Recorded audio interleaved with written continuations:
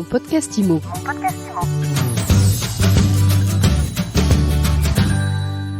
Bonjour et bienvenue dans ce nouvel épisode de Mon podcast IMO.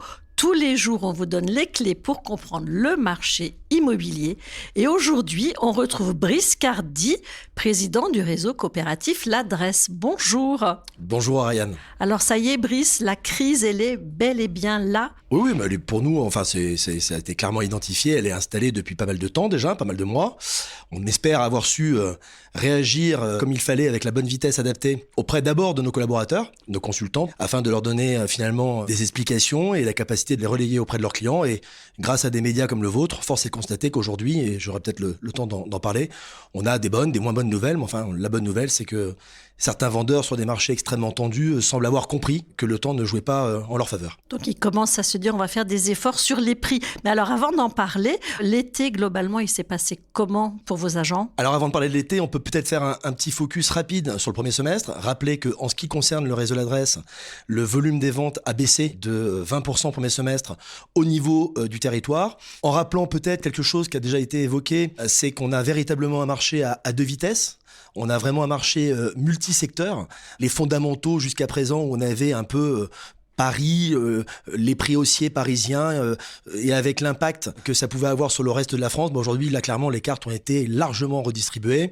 On s'est aperçu post-confinement que les Françaises et les Français, finalement, grâce à l'emploi qui s'est finalement délocaliser des grands sièges et pas que, permet aujourd'hui finalement de vivre là où on a envie. Voilà, dès le moment où les villes sont pas trop loin, dès le moment où c'est bien desservi, généralement les transports communs, etc.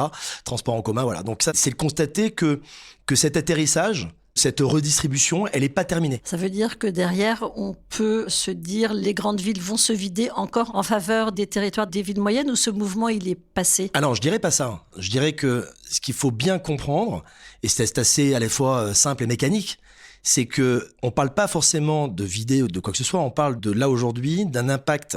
C'est que jusqu'à présent, l'ultradynamisme, il était maintenu par l'octroi d'un prêt octroyé grâce à un emploi mieux payé dans les grandes agglomérations, etc.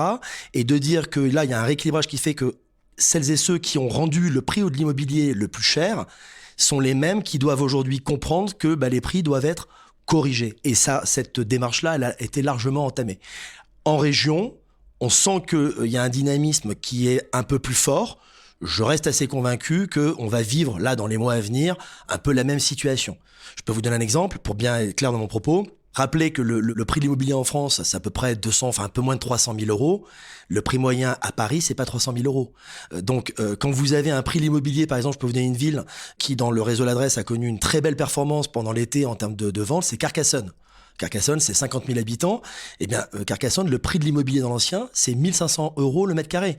Si vous cherchez bien, et aujourd'hui, justement, il commence à y avoir un peu plus d'offres sur le marché, vous pouvez avoir une maison pour à peu près 200 000 euros avec un grand jardin, une piscine, etc. Donc, aujourd'hui, ce choix-là, les Français continuent à le faire. Et puis, on constate dans des villes qui ont connu un franc succès avec cet exode urbain, je peux vous donner un autre exemple, c'est Angers. C'est de rappeler qu'on a beaucoup parlé de les flux par rapport aux acquisitions, par rapport à l'accession à la propriété, et qui fait qu'on a eu des records en termes de volume, mais les gens n'ont pas tous acheté. Il y a beaucoup de gens qui sont partis, qui ont loué. Eh bien, ces gens-là aujourd'hui, qui ont loué, je parle notamment des jeunes ménages, aujourd'hui, ils ont envie de passer du côté de la barrière propriétaire. Et comme c'est compliqué pour les primo-accédants, ils restent. Donc c'est ce qui fait qu'on a eu une tension sur le marché locatif de rentrée, pas que sur les logements type petite surface, c'est-à-dire étudiants ou jeunes actifs. On a vraiment aujourd'hui un phénomène qui est tout à fait nouveau. C'est une énorme tension du marché locatif sur les surfaces justement qui concernent les jeunes ménages. Alors qu'est-ce qui conseille vos agents à leurs clients qui n'arrivent pas à emprunter, qui ne trouvent pas à louer, qu'est-ce que vous leur dites ? Alors ça va peut-être un peu paraître simpliste, mais on essaie de communiquer la confiance, l'optimisme. L'acte d'acheter et de se projeter sur une acquisition, c'est pas que obtenir un prêt. C'est un parcours qui, pour moi, s'est transformé un petit peu en parcours du combattant. Ou même certains décident même de pas y participer. Donc, clairement aujourd'hui, c'est pas l'optimisme pour dire que tout va bien et que on vit dans le monde des bisounours, mais c'est être capable de se dire, s'il y a un problème, il y a une solution. Et de se convaincre de ça. Et je pense que plus que jamais, notre profession, là, prend du sens. Moi, c'est un marché véritablement que j'adore parce que ça y est, on va quand même pas se plaindre de voir aujourd'hui expliquer avec des arguments chocs des choses tant au côté vendeur qu'au côté acquéreur, avec en effet la difficulté d'expliquer à Alain qu'il faut qu'il soit raisonnable et qu'il vende maintenant avant que le prix se dégrade. et d'expliquer à un acquéreur, alors que les prix baissent, que c'est quand même le moment d'acheter. C'est quand même une drôle de gymnastique. Mais c'est pas du tout de l'acrobatie de quoi que ce soit. Il y a des choses mécaniques, simples, factuelles à expliquer. Faut-il encore maîtriser le discours? Et pour le maîtriser le discours, il faut donner du temps. Ce que j'essaie de passer aujourd'hui comme message auprès de mes associés dans le réseau de l'adresse, auprès de mes consultantes et consultants sur le terrain dans mes agences, c'est véritablement le temps.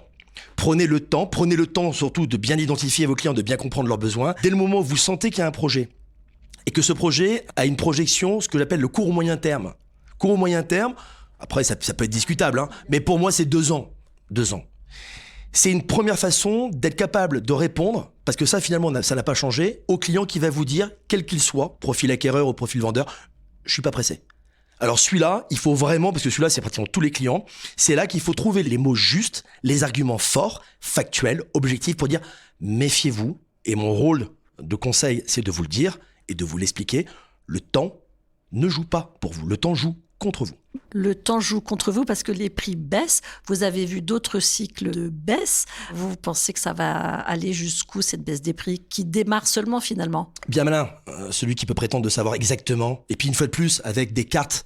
Aujourd'hui, je vais vous dire quoi? On va parler au niveau national. Et puis ce qui intéresse celles et ceux qui nous écoutent, c'est de se dire, bon, il va se passer quoi dans ma ville? Donc l'idée, c'est pas aujourd'hui, on peut dire bien évidemment que le marché est baissier. On peut rappeler pour ceux qui nous écoutent que moi, ça fait 25 ans que je fais ce métier et j'ai essayé d'analyser ce qui s'est passé avant d'être en activité. L'effet plateau dure généralement pas très longtemps. Soit on est sur un marché haussier, soit on est sur un marché baissier. Clairement, on sort d'une 7 années consécutives de marché haussier. On entame un marché baissier à plusieurs vitesses.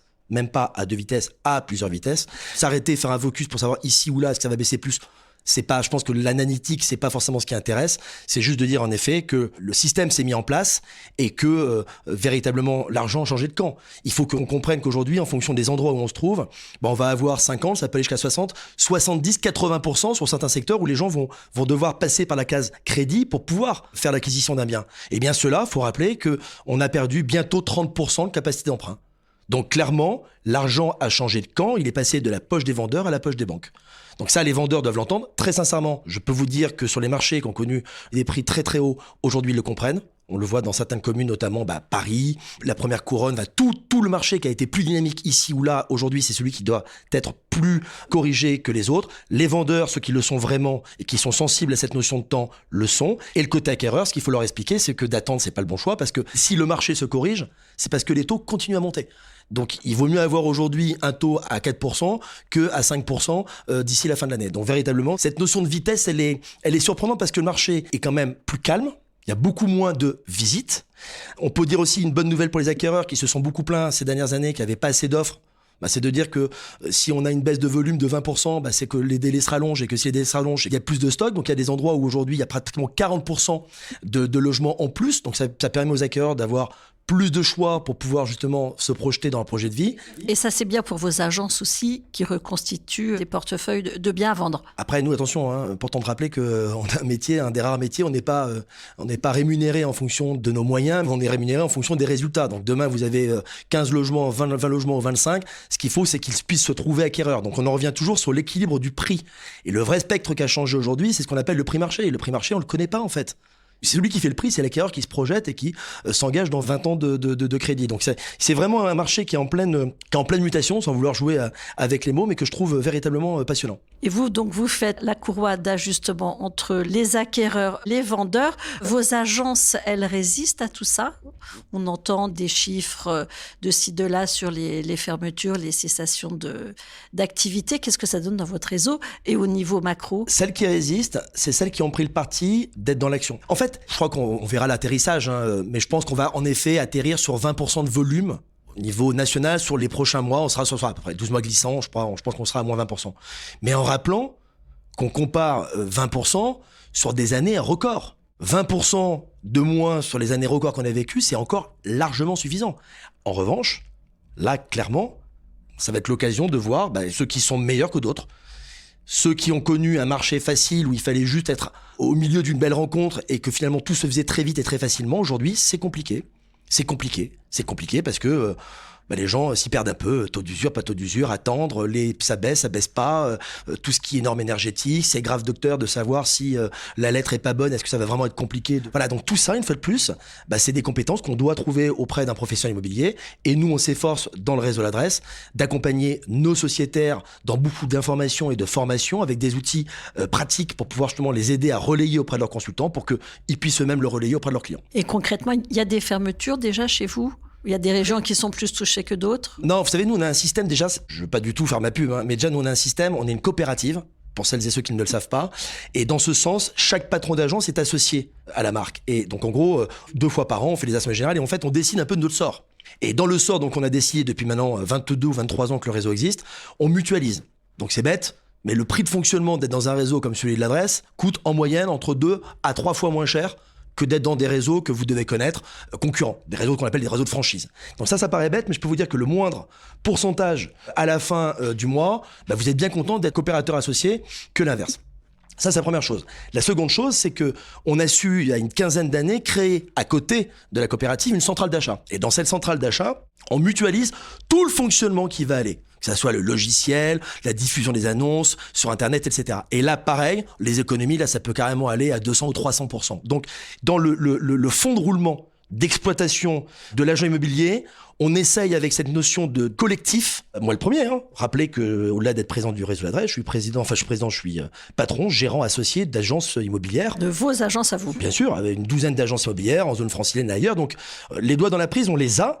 Et de se dire déjà comment on fait pour que nous, dans tout le fonctionnement, comment on peut optimiser finalement notre sort pour que ce sort-là, on n'ait pas à s'en préoccuper. Donc ça, c'est un amortisseur en fait. Exactement. C'est-à-dire que clairement, on optimise les coûts, on optimise toutes les questions, parce qu'on parle toujours d'argent, mais au-delà de l'argent, il y a le temps. Aujourd'hui, clairement, on essaie de se débrouiller pour que nos associés et leurs collaborateurs se disent, c'est bon, déjà au niveau des outils, des services, la capacité à réagir et du coût de fonctionnement, logiquement, on est plutôt au bon endroit, au bon étage. Merci beaucoup, Brice Cardy. Merci pour votre optimisme. Ça fait du bien d'avoir une bonne dose d'énergie.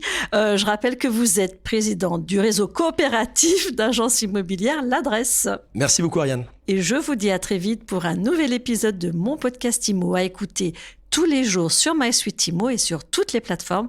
Et pour être certain de ne rater aucun épisode, abonnez-vous. Mon podcast IMO. Mon podcast